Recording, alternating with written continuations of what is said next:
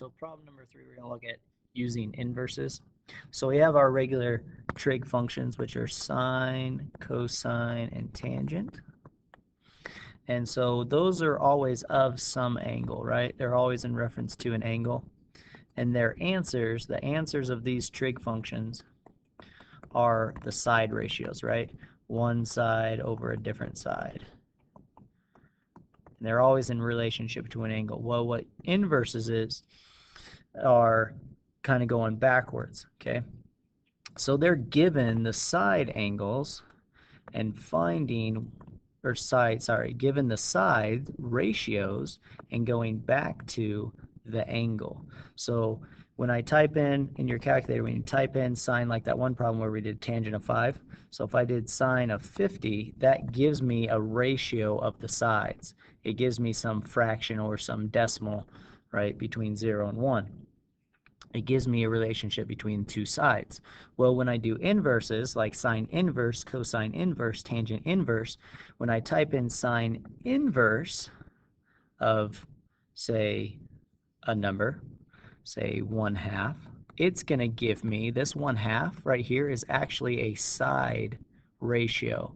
It's comparing two sides. And sine does opposite over hypotenuse. So sine inverse is given the two sides, the opposite and hypotenuse of a triangle, and it's given me the angle. So the answer of the inverses are angles. Okay, and same thing, sine goes with opposite over hypotenuse. Cosine inverse would be adjacent over hypotenuse. And tangent inverse, so that is inverse. I'm reading -1 here as inverse. It's not raised to -1. It literally means the word. This means the word inverse.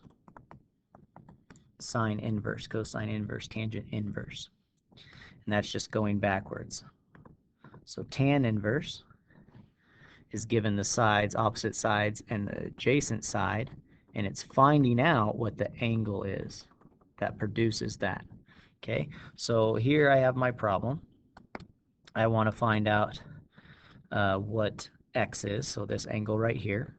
So again, I need to look at an angle, and the sides given in relationship to the angle, or based on that angle.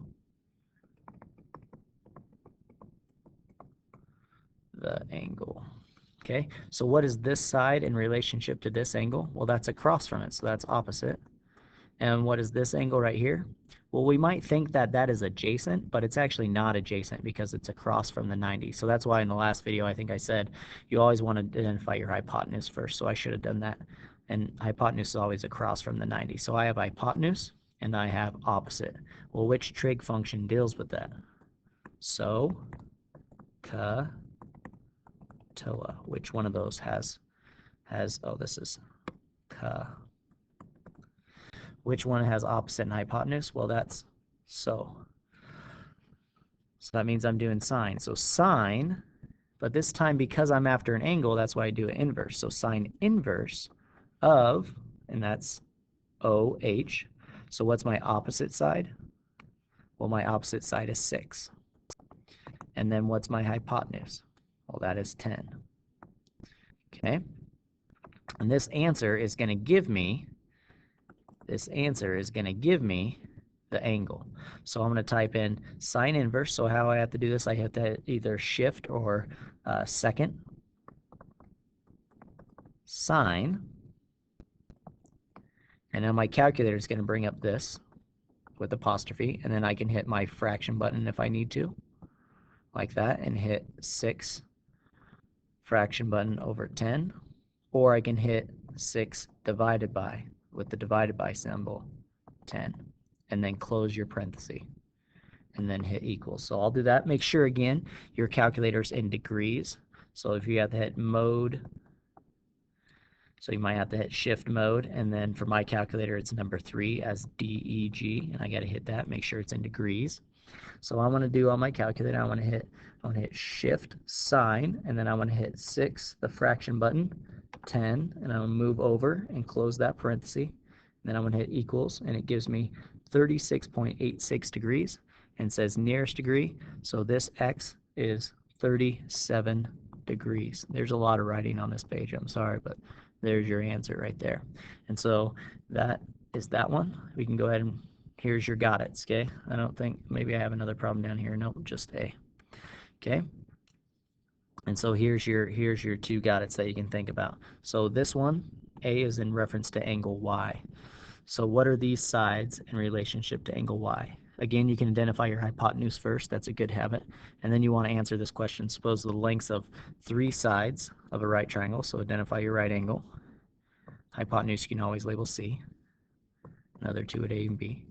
So suppose you know the lengths of all 3 sides. So you know all these 3 sides. You know what those numbers are. Doesn't matter which trigonometric ratio you use to find any of the 3 angles. So angle A, angle B, or angle C. Doesn't matter which trig ratio, sine, cosine, or tangent, in order to find B, A, or C. That's what this question is asking. Okay, so that's it for section 3.